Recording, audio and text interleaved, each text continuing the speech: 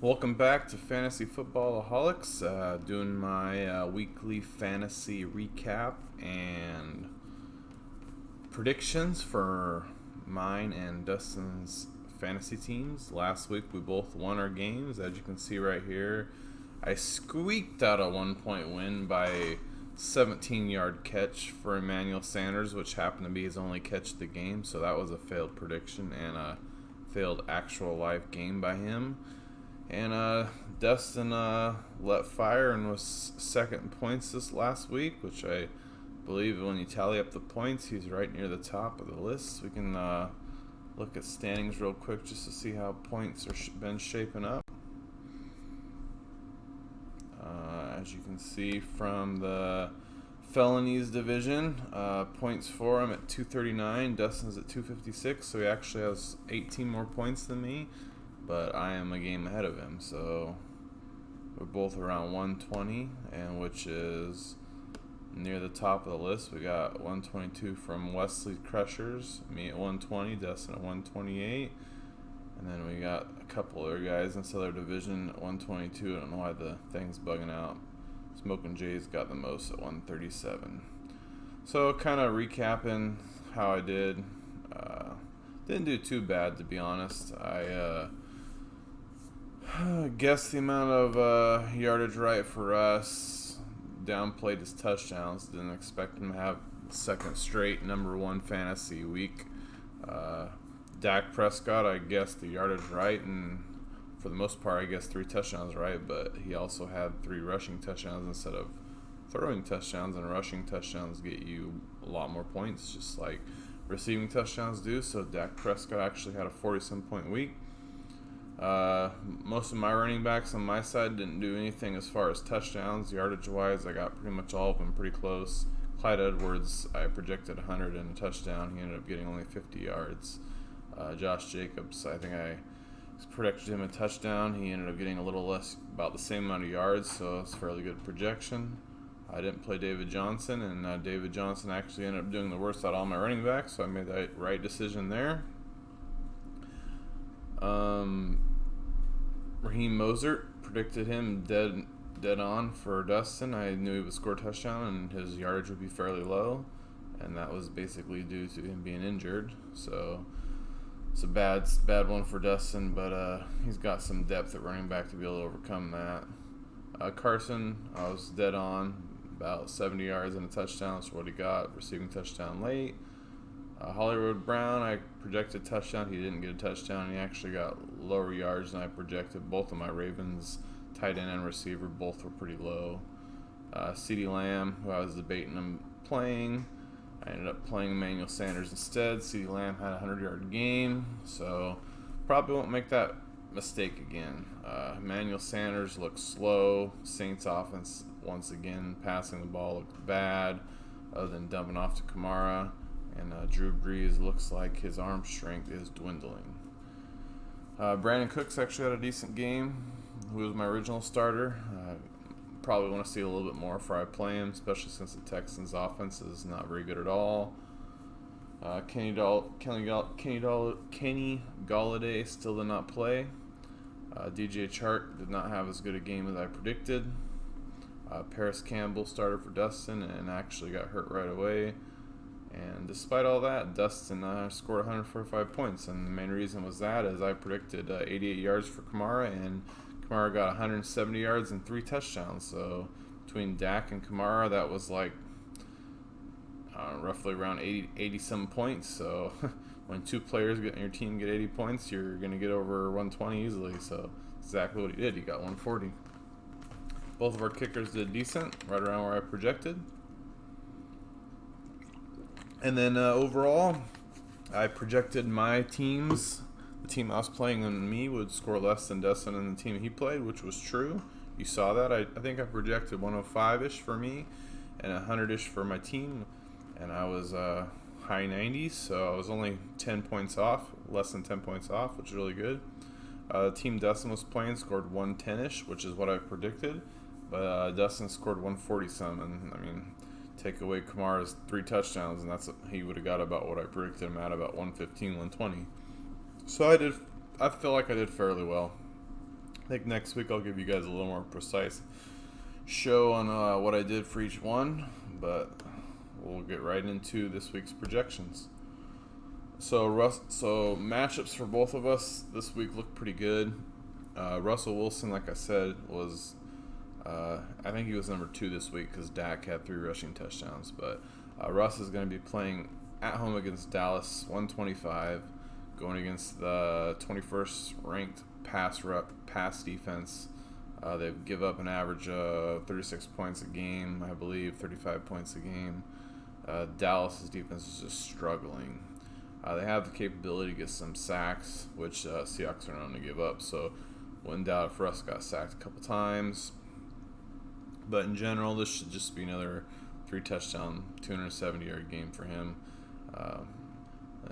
If those projections hold, you're looking around upwards of the 20s, close to 30 points a game. I mean, it sounds crazy. It starts out that good, but when you're playing a lot of bad defenses, that's just kind of how it rolls.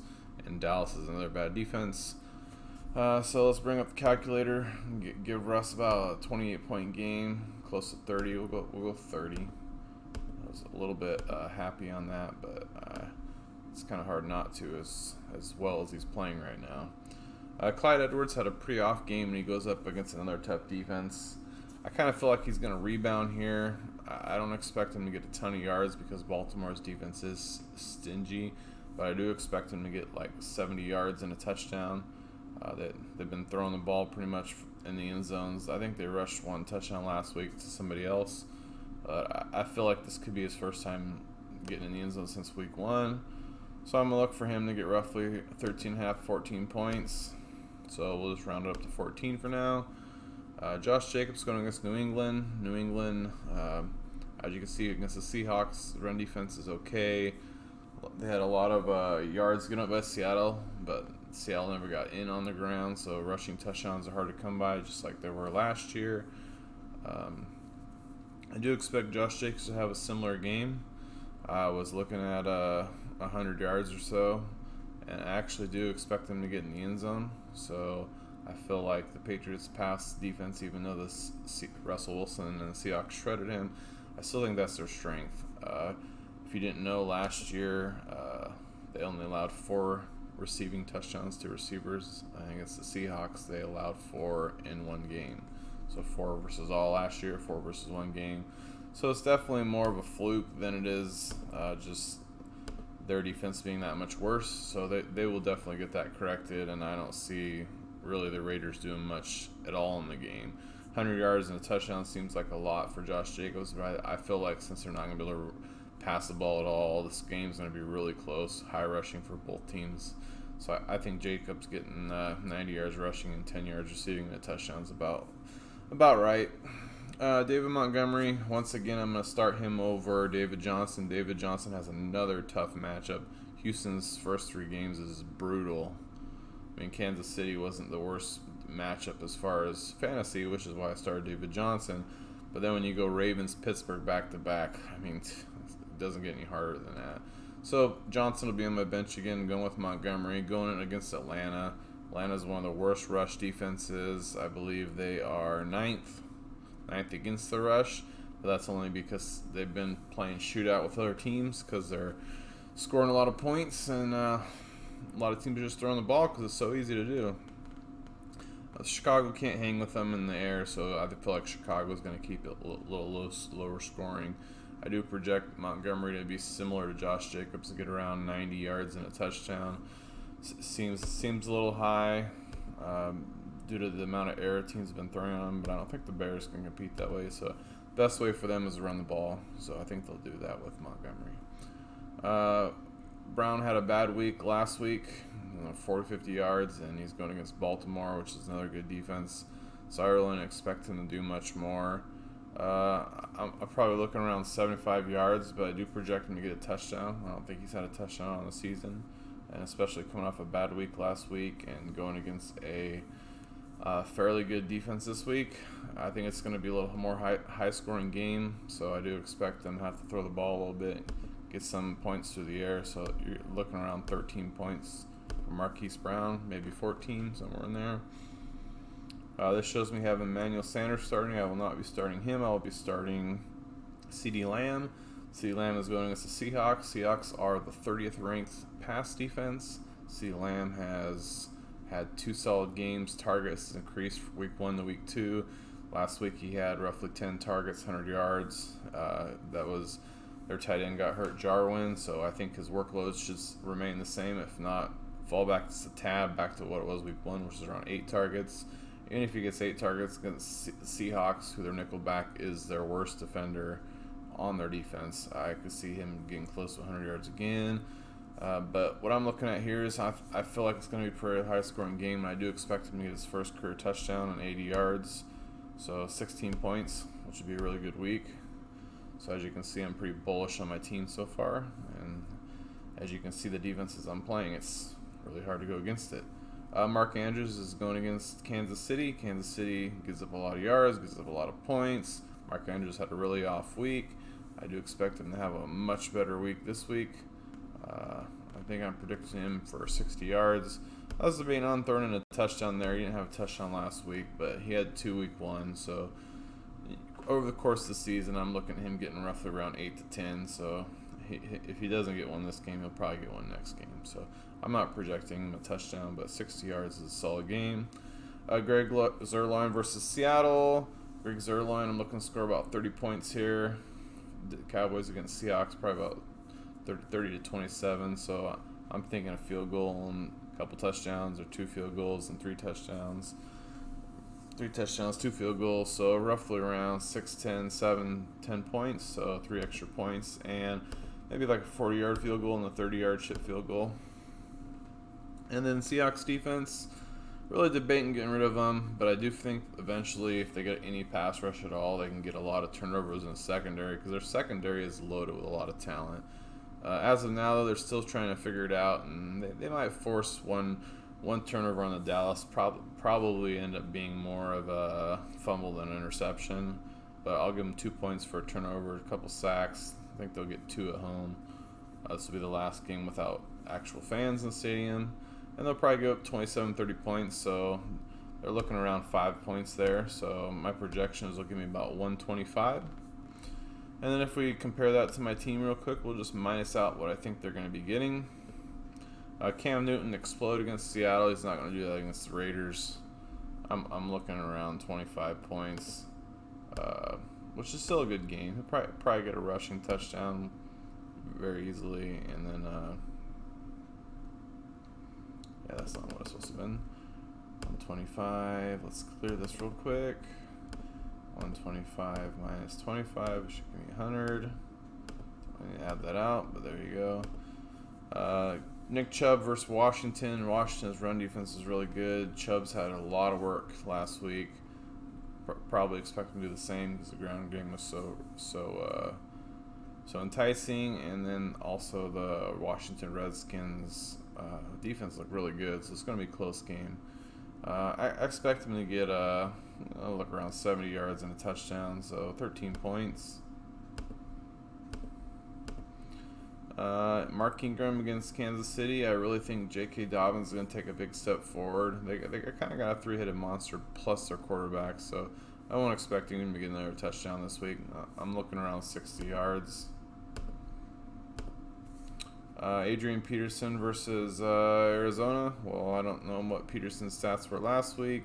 And looking at the roster, doesn't really have anybody else play. Maybe Carlos Hyde. Either one of these guys, you're only looking around 40 yards tops. So 4 points either way you go. Darren Waller or Stephon Diggs first. I believe he had back-to-back fairly solid games going against the Rams. Another fairly easy matchup in the secondary. He might get matched up with a Jacksonville's ex-receiver. Can't think of his name right now. So if that's the case, he's going to struggle. But I think this is going to be a fairly good game, and Josh Allen's been throwing the ball pretty well, so I think 70 points is good. And maybe a touchdown too, so we'll throw him in there 6-7 yards and touchdown. Julio Jones has been getting 100 yards all season long. Chicago's a little bit better defense still. They're not that great, so I'm looking around 9 points for him.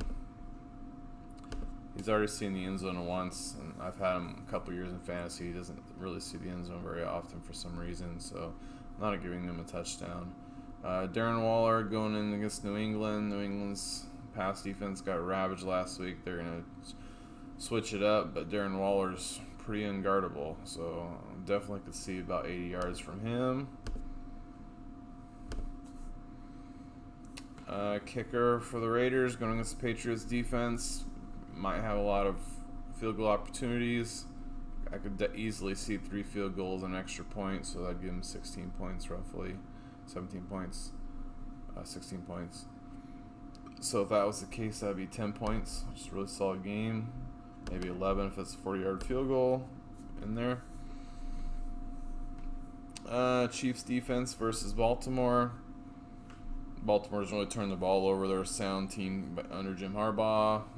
I could see Lamar Jackson throwing 1 pick or getting sack fumbled. So I could see 2 turnovers and a couple sacks, so 6 points. But they're going to score a lot of points, so 6 points is all they're going to get. So my predictions: 125 for me, 95 for him. Weaknesses on his team: Mark Ingram's splitting carries. Adrian Peterson's basically a wasted play. Other than that, his team's fairly solid. So I could see him easily breaking into the hundreds, but with Adrian Peterson there in his roster, it's really hurting him. Losing that potential of a touchdown, and Mark Ingram sharing and Nick Chubb sharing. There's a lot of sharing going on this team. All right, so there's mine, 125 and 95. See how we do this week. We'll go to Dustin now real quick.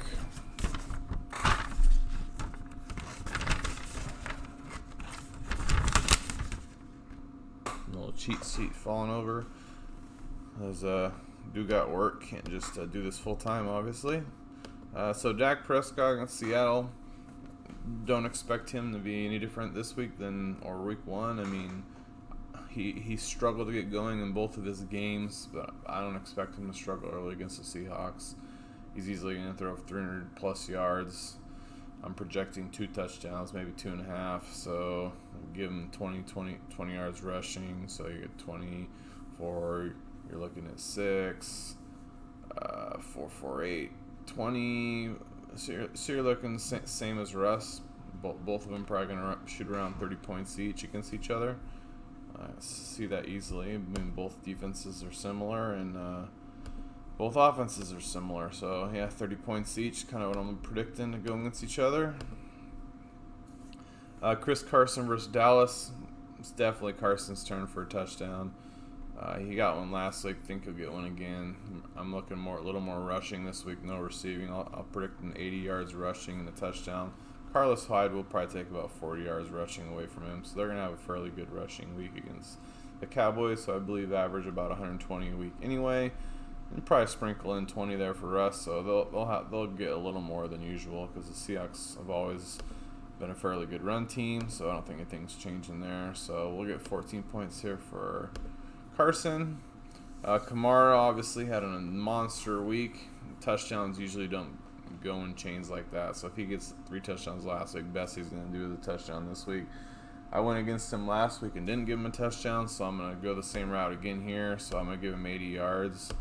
Obviously, this is a big drop-off from last week. Green Bay's defense is solid. They're middle of the road right now, but they're one of the better defenses in the league last year. And he can easily get a touchdown over 100 yards, but after big weeks like that, usually they don't string together crazy weeks in a row. So I gave him 80 yards last week, and I was wrong, so I'm going to go back to the same well. Next here is for him. It's kind of wanting me to check out a few guys. J.K. Dobbins. I believe I researched Dobbins. Dobbins' target shares is fairly low. I do expect him to have a breakout run or two, so his target average is around 7 or 8.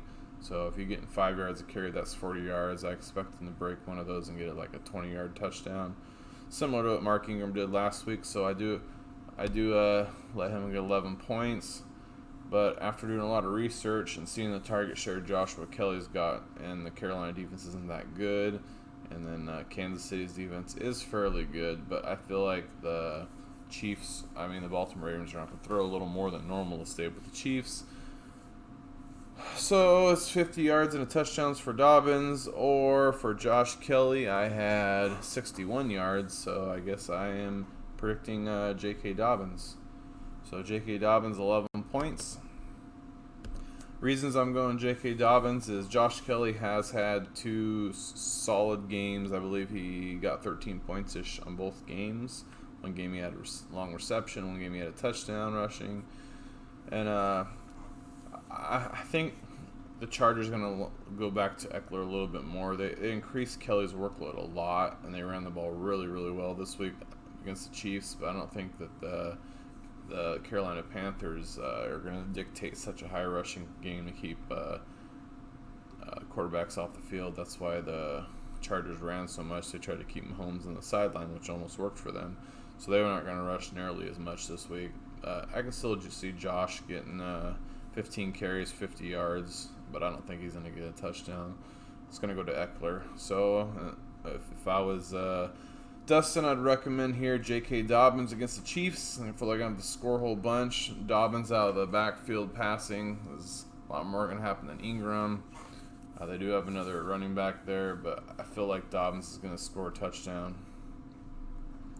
But it can go either way between those two. Antonio Gibson's, there's just too much crowded backfield in Washington to play that. So bulk-wise, bulk of the carries, Joshua is going to get more touches than J.K., but I feel like J.K. is going up against higher scoring offense, so I think they're going to have to score more points. So he's going to catch a swing out of the backfield for a touchdown or run a nice little touchdown. I do feel like he's going to score. DJ Chark. DJ Chark is injured. His other options, I'm not sure he picked. Jalen Rager's actually out for the year. So we're just going to assume Chark and Galladay are going to play. Right now, that's about the only choices he has. Is hopefully his injuries don't go out. Otherwise, he's going Judy and picking up a free agency. Jerry Judy, I did run some numbers. I expect him to have a little less week. His carries did go up this last week, but I don't just expect him to keep going up. They have been talking up the new receiver Hamler. So I think Judy's going to regress a little bit in targets, maybe get around 50 yards. Chark, on the other hand, looking around the same if he plays as I predicted last week, around 70 yards and a touchdown. Thursday night game against a fairly weak team in the Dolphins. So I feel like if he plays, he's going to get a touchdown, 70 yards. So nice, solid 14-point game. Kenny Galladay going against Arizona. Arizona's pass defense is actually really high, but I really feel if Galladay plays, then Stafford's going to try to get him involved fairly quick. They're not going to bring him back without him getting involved, and especially after last week of Stafford having a running back drop an easy touchdown, he's going to want to go with someone he knows can catch the ball. So another 14 points here. I think his receivers are solid. They're both injured, so they could both easily not play, and he might be going Jerry Judy for 5 points and a free agency for 5 points. So this could dictate 20 points, a 20-point swing. So if his receivers fall out, that could be a really bad thing.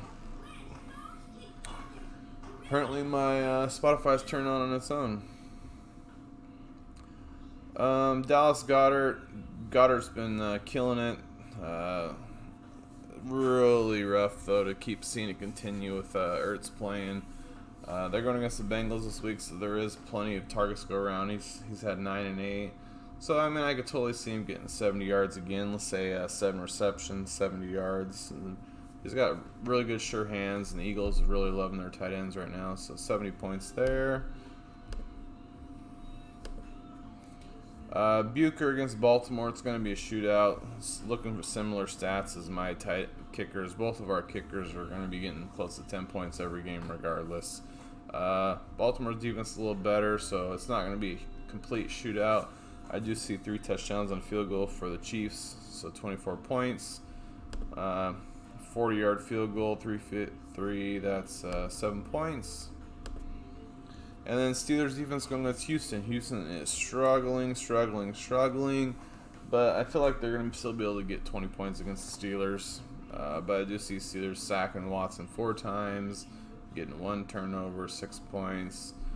Squeak out another couple points for the points, so they're roughly around 8. So this week I actually predict Dustin doing 113, which is 12 points lower than me. I could see this going lower even if he can't play his receivers. Him losing Mozart for extended period of time is going to hurt. Obviously, if he gets a touchdown from Kamara, this number could go up closer to mine. So if his receivers play and Kamara gets a touchdown, I could easily see this being a fairly even matchup between us. Again, 125 each. But 113 is what I'm predicting if his receivers play. I think you can easily drop this down below 100 if you don't get these touchdowns from the receivers and you start some receivers to get less points. I mean, he could easily be even looking around 93. So worst case around 93, best case 120 if Kamara gets a touchdown, but more likely around 110. Even if he's one of his other receivers play like Judy could easily get a touchdown as well. Carson Wentz, so let's just say 100 to be safe. I mean, it's a little bit lower, just trying to eat it in the middle. Carson Wentz, Cincinnati's defense isn't too bad actually. So I predict him to have a decent game there. He's due. Dalvin Cook easily gets a touchdown, 80 yards here, so 15 points. Kenyon Drake really hasn't got going yet, so he's due for a big game. He could easily get 120 yards and 6 points. So you're looking at 18 there. Keenan Allen. I love me some Keenan Allen. Hasn't really exploded yet. Got a new quarterback. Quarterback's going to be dumping tight ends. He could easily break out to Keenan Allen, but I feel like he'd probably have more rapport with a younger guy like Mike Williams. So 70 yards. Tyler Lockett, I don't believe he's out a touchdown yet. They're going to be throwing all the time against Dallas. So I expect him to have a breakout game. He hasn't had one this year. So 15 points. DJ Moore against the Chargers. Once again, I'm sure I like this matchup for scoring. But I do feel like Carolina has been spreading the ball around the receivers. They haven't really decided who's their number one. They have 3 guys that they're throwing to. So predicting a touchdown here would be hard. They are getting a lot of targets to all of them, so 70 yards here is unbelievable. Hunter Henry is just stacking a lot of same players, same teams here. Hunter Henry easily get a touchdown. Since I'm not giving Moore a touchdown, they're going to get a touchdown somewhere. Could be Eckler, could be Moore, could be Williams, could be Hunter, could be Kelly. So we'll go with 7 here again with Hunter, 70 yards and a touchdown. Atlanta Falcons have been scoring at will.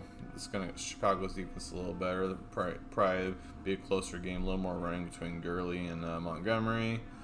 So I could see here 3 touchdowns and a field goal. So 6 points. That's clipping his 100 already. Patriots defense and Raiders. Easily can see Carr getting picked twice, get a couple sacks, get 8 points easily. So then you're -8 right here, which is roughly around what I was predicting originally. A little bit under 110, I believe. So if his team plays, I expect a narrow victory for him. But if his receivers are out, I think I'll go out on a limb here and say he's going to have a lot. If his receivers play, he's going to win. If his receivers don't play, I feel like he's going to lose this matchup.